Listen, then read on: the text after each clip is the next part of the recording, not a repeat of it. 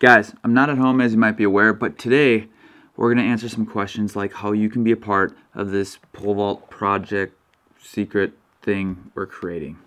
Let's do this. Welcome to the pole vault vlog where we talk everything pole vault, and today will be non-stop pole vault after we get through these commercials. Guys, VS Athletics is awesome. If you need track and field stuff, if you watch these vlogs for a while, you know this stint I'm going to give you. Go to vsathletics.com, use these codes, and good things will happen. There's a dog in the background. His name's Ike. He's very friendly. Also, on that website, Bruce Caldwell's made this really sweet product called Rockback Pole Bags. It carries your poles, and it makes you look frickin' cool. Who doesn't want to look cool? I know I do. And I've never looked cool, but I am striving for it every day. Also, if you would like to be a part of Team Hoot, go to team-hoot.com. In the upper right-hand corner, click Join the Team, and bam, you're part of Team Hoot. If you really like these, hit the subscribe button. If you really want to see these things keep going, share one of your favorite videos that helped you with a friend. And that actually helps me more than just about anything because it helps this grow, and yeah, we're on it. I'm wiggling my fingers because that's what I do. All right, before we start, I would like to say, on October 14th, 2012, I made the very first pole vault vlog. It wasn't on this channel, it was on the other channel. It's actually right here. I'll put it up in the corner. Or maybe it's this corner, I'm not really sure, I think it's this one. If you guys are unfamiliar with that, I started documenting my training going from a college pole vaulter. I was already 3 years in, post-college, and then started filming my training and made one video a week. And then I just kept going, and it was 4 years of the ups and downs of trying to be a professional pole vaulter. There's a lot of good information in there. Some people tell me they're funny. I'm embarrassed to watch them.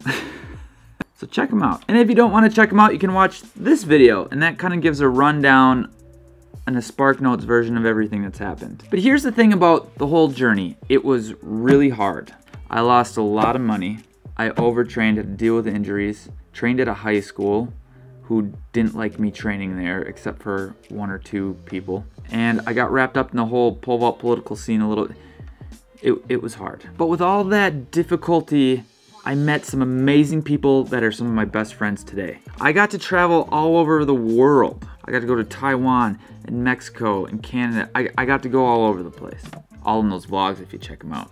And by creating that vlog, it led to other opportunities like coaching, writing training for people all over the world in the US, and helping people in Germany, in Europe, in the United States, in Canada, and Mexico. And I've been connected to all these people, which wouldn't have happened if I never started this. Just recently, one of the coolest things that has happened is that Vegas trip. The video I made last week talking about this pole vault project that I can't talk about specifically yet. But after I made that video, my email, my social media exploded. People don't know what it is yet, but they want to be a part of it. They want to help. They know there's this huge problem in the pole vault world right now, and it's not growing anymore, and people want it to grow. There's this need for it.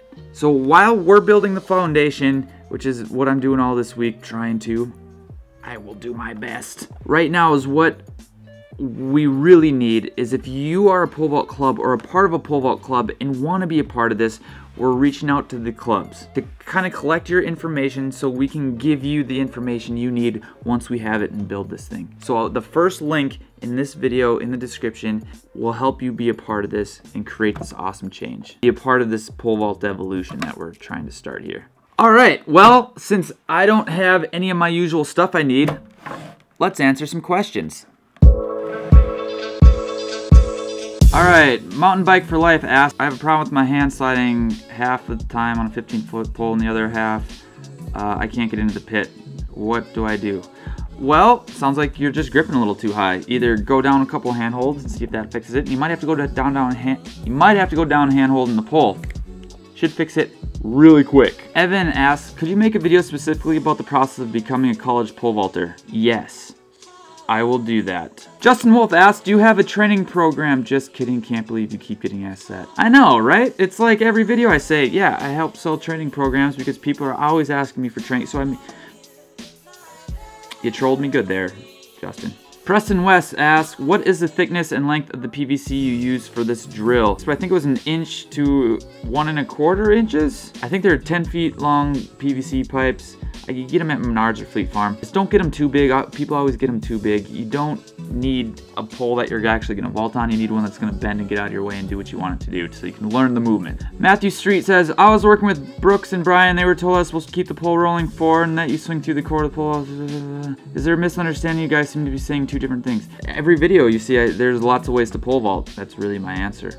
Most of the time, here's kind of what I find is coaches have a different language, and I always explain it like Joe Dial's a good example. Joe Dial coaches, you get upside down and you pull on the pole and then it swings you upside down. But his version of pull isn't necessarily a pull, it's just putting pressure through the pole. He just says pull, but he's saying it in it. So there's different languages. Joe Dial speaks Spanish and I speak, I don't know, German. So we're saying the same things. Sometimes you can get lost in translation a little bit. Try and have an open mind that if someone says, or they're going on holiday, it means they're going on vacation in America.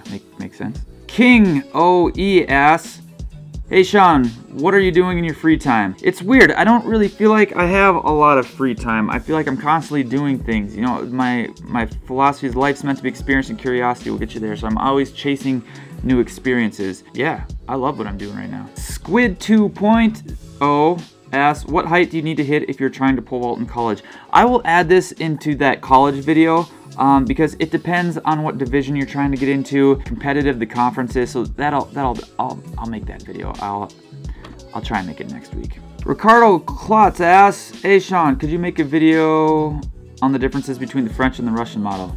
That's a good question. Here's my thing on models. I don't believe in models. I believe in the similarities between all of the models. So what are the similarities between the French, Australian, Russian, German, and American model? What are the similarities? And that's probably how you should coach the pole vault. There's always speed. There's always an early plant, a big swing to inversion. All those things are the similarities. So does it really matter what the differences are, or does it matter what the similarities are between the models? Maybe think about that just a little bit. All right, let's end there. That's a good place to end, and let's review some videos. All right, to do this, we're gonna have to go old school on this and just turn this guy around. We'll make it work though, baby birds. All right, the first video is from Chad. Chad, I love your jump, man. This is so good. If I was there for this jump, I'd have you move down just like a half a handhold, just to get the pole rolling and maybe get the bend not being so low in the bottom of the pole. But here's the thing. The pole, you need it to get to vertical as fast as you can. Right now it moves and then it kind of drops down into the box. So by going down that handhold and thinking about going to the back of the pit, moving everything, trying to clear the pit, everything going up and forward, instead of yanking down on the pole, think about moving the pole up towards that crossbar, and the pole will kind of pick you up and move forward like you want it to, instead of kind of sinking. That's the biggest thing, and by doing that, it'll keep that trail leg longer, and all sorts of good stuff will happen. Good jump, man. Let's do one more today. All right, this is Shawn, and dude, you have the best name in the entire planet. Just want to say that. And he was saying that he really wants to work on his plant. He just switched schools and he wants to work on his plant and get all this stuff rolling. And here's the thing, Shawn's doing so many good things like with his grip and everything else. So to work on the plant, here's my best advice. Start this now because it's not easy. But narrow your grip by like 3 inches to start with. Because by narrowing your grip, guys, if you have a narrower grip, it's going to be easier to get both arms. Okay, so here's my thing with the grip. I know I've talked about this a little bit in other videos, but the wider the grip, the more control you have of the pole, but it's harder to swing and it's harder to get both arms above your head because that's just how pole vault works, right? Lower the grip, 2 arms up, wider the grip, you can get this getting stuck in the pole. So there's this range of wide versus narrow grip. I made a whole video on it. I'll put it here. So if you want to work on your plant and you feel like you're getting stuck all the time, try narrowing that grip by 3 inches.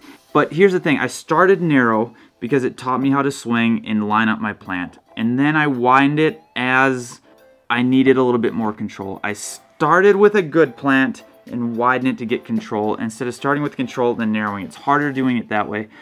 But give that a try, man. I mean, we could pick your vault apart, but I think that's really what you were searching for in that video. I'll send you an email talking about a little bit more stuff with your jump. But Sick jumps, guys, and thanks for sending videos. Guys, I reset the counter again. There will be 3 free ones if you guys would like to go tackles. It's first come, first serve. If you guys don't get the free ones, but you still want your video reviewed, $5. I'm gonna end that there because we're going to Colorado this weekend and there's crap everywhere and I need to pack, and there might not be a vlog next week. I just want to say because I don't know if I'll be back in time, but I will try my best. But check out those videos. Let me know what you think. Remember, there's more than one way to pole vault. Try what works best for you. If you like what I say, use it. If you don't, throw it away. Find your thing. Find what works best for you. And with that being said, guys, life is meant to be experienced, and curiosity will get you there. Sign up for those clubs. Buy some training programs. And, guys, do all that other stuff I told you to do. Go burn through my old videos. Let me know what you think, and if these videos have gotten better or worse, or if you like that old format. See you later.